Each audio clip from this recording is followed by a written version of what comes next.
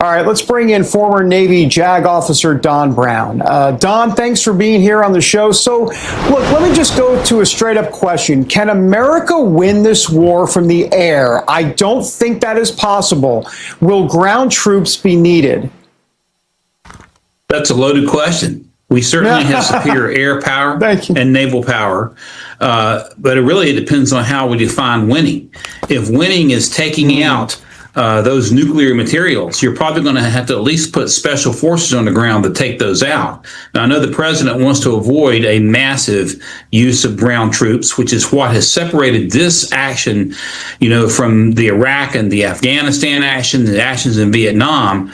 But I think there are going to have to be some, at least limited ground forces, if the objective to win the war is to take that enriched uranium out. And the other issue is, I've said on this and other programs, I don't think you can really win this war unless you take the mullahs out. You're dealing with an extremely radical Shia sect. You got to kill those mullahs, or else it's just like, zapping a cancer. It's going to come back worse. And at the end of the day, as hard as that might be, that's the only way to bring Iran back into the family of nations, in my opinion. That's just my opinion.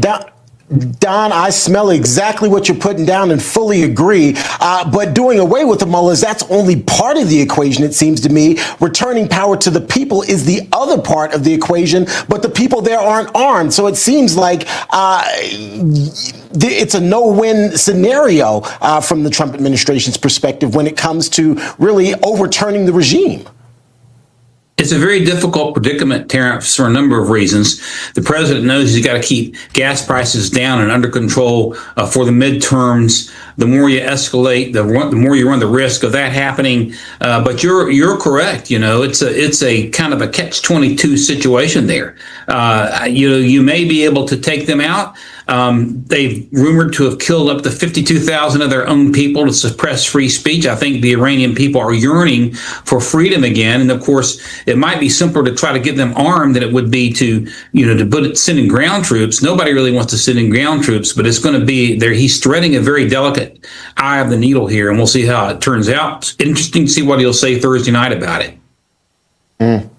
Yeah, absolutely. Well, Trump had a Truth Social post on the Strait of Hormuz. Trump said the blockade is back, a 20% fee on cargoes shipped. Trump said the U.S. will be guardians of the Strait of Hormuz. How is this going to fly? What's going to happen? And how are the American people going to respond in the midterms? That's a very good question, Dr. Gina. A lot of it's going to depend on what, gas and grocery prices are as we move into November. And to the extent there's a relationship between military action and escalating fuel prices, that's going to be relevant. But of course, the Strait of Hormuz can't be blocked. It can't be closed. We have a critical shortage of naval ships. We have been fallen way behind the Chinese in terms of our ability to produce ships. We've only got about 72 frigates and destroyers out there at the moment. And so we don't really have enough ships to monitor it 24/7. We do have the sea power to air power to keep it open. But, if it's shut down and you have all those ships bottle back up, and on the other side and can't get out, can't sell oil, the price is going to go up. Even though we're not buying it, the world markets will have a domino effect on American oil prices. So we've got to keep it open at all costs, in my opinion. Yeah, for sure. Speaking of China, by the way, Don, China intensifying its crackdown on underground Christian churches. We want to bring this to your attention, to all of our audience here. A new report from The Telegraph details raids and detentions and the arrests of worshipers, pastors, and church leaders. Religious freedom advocates say the pressure has escalated under Xi Jinping as Beijing requires religious groups to essentially operate under Communist Party oversight and through government-approved religious structures. So what do you think? What is the United States going to do about this and hold China accountable for its treatment of religious believers? I'll be honest with you, President Trump, I have not heard any reporting that President Trump has brought this up to Xi Jinping. Haven't heard that either. Xi Jinping can smile and look sophisticated, but at the end of the day, he's a brutal communist dictator. And the communists have killed more people along with Sharia zealots than anybody in the history of the world. I would commend a book by my friend Randy Alcorn called Safely Home. It's about the underground church in China. They're being persecuted. And if we're going to stand for human rights around the world, and especially stand against the persecution of Christians, the president should bring this up.